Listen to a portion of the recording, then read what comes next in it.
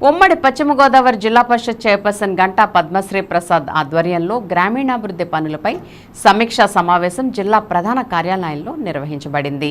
ఈ సమావేశంలో DWAMA, DRDA, housing శాఖల అధికారులు పాల్గొన్నారు. సమీక్షలో మహాత్మా గాంధీ జాతీయ గ్రామీణ ఉపాధి హామీ పథకం అమలుపై సమగ్రంగా చర్చించారు. సీసీ రోడ్లు, ఫామ్ వాండ్లు, పశుషెడ్ల నిర్మాణాలు, ఉపాధి కల్పన అంశాలపై వివరమైన సమీక్ష జరిగింది. భూసేకరణలో సమస్యలు ఉన్న ప్రాంతాలను గుర్తించి పరిష్కారానికి చర్యలు తీసుకోవాలని ఆదేశించారు. ఈ సమీక్షలో జెడ్పీ సీఈఓ కె భీమేశ్వరరావు, ఉమ్మడి పశ్చిమ గోదావరి జిల్లాల డ్వామేపేడి, పీడీ, డిఆర్డీఏ, హౌసింగ్ ఈఈలు మరియు ఇతర ఉన్నతాధికారులు పాల్గొన్నారు. అధికారులకు ఇచ్చిన సూచనలతో పథకాలను మరింత పారదర్శకంగా, వేగంగా అమలు చేయాలని జెడ్పీ చైర్పర్సన్ గంటా పద్మశ్రీ ప్రసాద్ స్పష్టం చేశారు.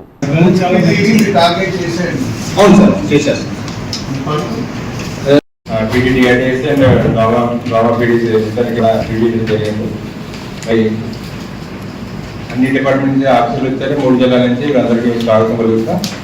అదే మేడం గారిని రివ్యూ కండక్ట్ చేసినప్పుడు అందరికీ ప్రశ్న వెళ్ళి అందరికి వచ్చినందుకు ప్రత్యేకమైన ధన్యవాదాలు.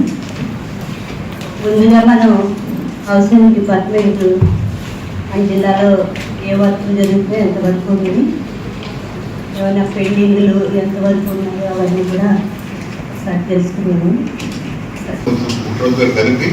వాళ్ళ ఆర్థిక ఎవరో తెలుసుకొని ఈ పథకాన్ని తీసుకోవడం జరిగింది. మన మొదటిగా రిలీజ్ చేసిన పథకం 12,000 రూపాయలు. ఇప్పుడు పాతది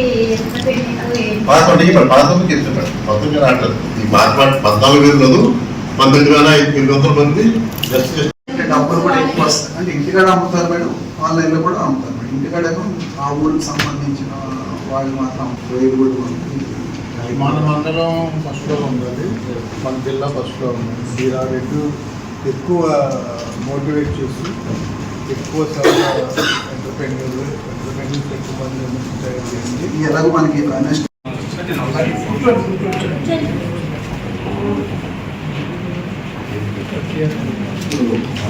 నమస్తే సార్, నేను హౌసింగ్ ఆచంట అలాగే తణుకు రెగ్యులర్ డిఏ అంటే ఆచంట అడిషనల్ చేయాలి. సో ఆచంట కాన్స్టిట్యున్సీకి వచ్చేసరికి 36 జనరేషన్ 19 మందికి జనరేట్ చేయడం జరిగింది సార్. అలాగే తణుకు కాన్స్టిట్యున్సీలో స్టార్టింగ్ సార్, అంటే ఓన్లీ ఎస్సీ ఎస్టీ కులాలకు మాత్రమే యూనిట్ కాస్ట్. అవును సార్, అవును అవును అవును నిన్ననే స్టార్ట్ అయింది. టార్గెట్ అయితే పెట్టుకున్నారా?